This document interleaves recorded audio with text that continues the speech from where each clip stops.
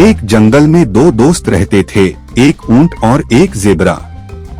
दोनों जानवर एक दूसरे से बहुत अलग थे, लेकिन फिर भी पक्के दोस्त थे।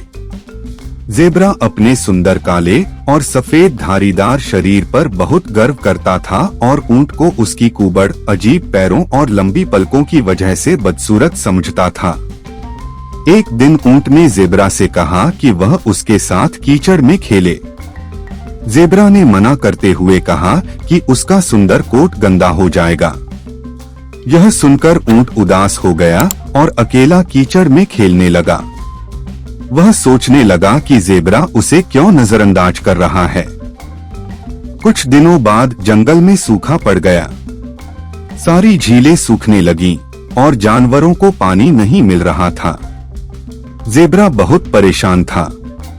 उसने एक गधे को पानी की बाल्टियां ले जाते देखा और उससे पानी मांगा। गधे ने मना कर दिया क्योंकि उसे खुद पानी की जरूरत थी। बेचारा ज़ेबरा अपने दोस्त ऊंट के पास पहुंचा। ऊंट ने कहा कि वह उसे एक नखलिस्तान ले जा सकता है क्योंकि ऊंट अपनी तेज सूंघने की क्षमता से नखलिस्तान ढूंढ सकता है।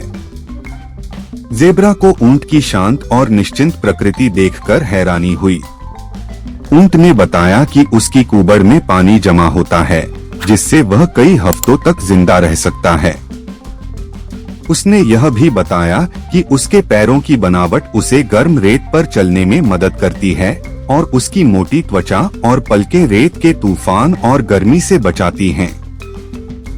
ऊंट ने बिना किसी झिझक के ज़ेबरा की मदद की और रेत के तूफान में उसे अपने नीचे छुपा लिया। ज़ेबरा ने अपने दोस्त का धन्यवाद किया और समझ गया कि बदसूरत चीजें भी बहुत उपयोगी हो सकती हैं। सूखा समाप्त होने के बाद दोनों दोस्त फिर से खुशी खुशी खेलने लगे।